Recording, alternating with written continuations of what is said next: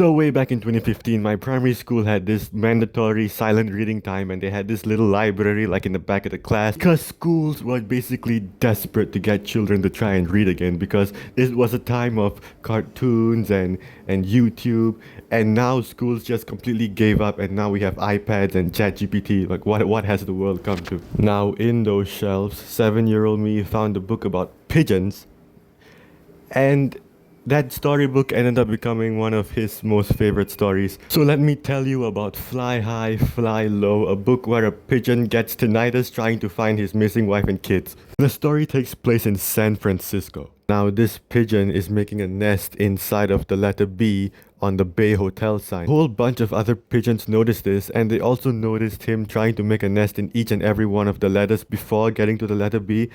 And they start to call him choosy, but what they should have done is congratulate him because he's pretty much the only pigeon I've heard of who can make a nest. Apparently, pigeons also live in a judgmental society. For some unexplainable reason, I remember the he's too choosy line as the only thing that happened in the book for 11 whole years, and it has been haunting me ever since. So the story follows this white dove Midge and the pigeon from earlier named Sid. Sid and Midge got their names from this guy who feeds them breadcrumbs every morning.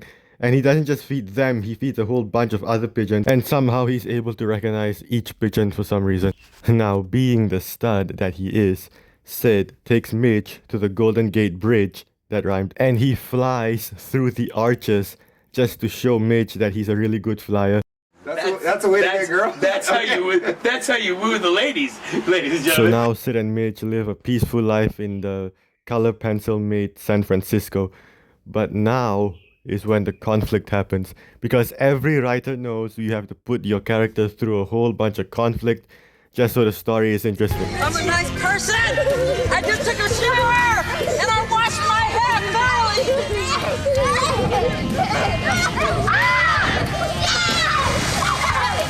See what they do to me? So now Sid and Midge have 2 eggs. Now Sid and Midge were taking turns sitting on the nest. And while Midge was sitting on the nest keeping the eggs warm, the sign for Bay Hotel starts to get taken down. But before Midge realizes the sign's getting taken down, she thinks it's an earthquake and she shouts, "It's an earthquake!" Now fortunately for Midge, the people taking it down, they notice the nest and they say not to and they are instead going to give the letter B to a bakery so that the pigeon can stay there. So while Midge clung to the B as they drove off, Sid came home to see everything was gone. They ask you how you are, and you just have to say that you're fine when you're not really fine, but you just can't. And now you're watching Sid spiral into madness. Shout out Davinia Romy. Sid then goes everywhere. He flies high, he flies low, like the title.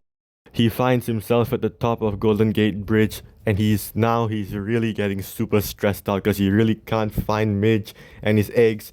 And then a fog starts to roll in, and he gets so mad at the fog he starts yelling at it. "I'll flap my wings and blow the wind away!" But of course that doesn't work, and he ends up getting engulfed by the fog. Now during a traffic jam because of the fog, Sid landed on a traffic light and tries to warm himself up in the green light, and he ends up blocking the whole thing, causing a massive road rage. The fog became rain, and now Sid has to seek cover under the bell of a cable car. Now, do you remember earlier in the video when I said that this is a story about a pigeon getting tinnitus trying to find his wife and kids? This is the part where he gets tinnitus. The conductor rings the bell, and he does it so hard that the bell knocks Sid off of the cable car and onto the floor. Just look how miserable he is. That's sad. Then the man who feeds the pigeons breadcrumbs every morning so happens to be there, so he picks up Sid, puts him in his pocket, and his pocket has seeds in it. So he just walks around with bird food in his pockets. The man decides to get more things for Sid, so he goes to a bakery, which is the same bakery that Midge went to, and the letter B was being placed on the top of it. Sid notices Midge, and he finally reunites with her after all that. Everything that I've read, praise the Lord. And the ending gets better because both of their eggs hatch. Sid immediately starts to fulfill his role as a father and also expresses his gratitude for the man. His name is actually Mr. Hiley. I don't know why I didn't mention that at the beginning of the book, but I just his name is Mr. Hiley. The book says that the reason why he chose the letter B is so that the chicks could live at the top of the little loop on the top, while Sid and Midge live at the bottom of the B. They then make all their neighbors jealous and they live a happy life. The last page just has facts about the writer, and looking at this book 11 years later, I still like it. You could read this as a bedtime story and go to bed feeling satisfied. But the same can't be said for another storybook.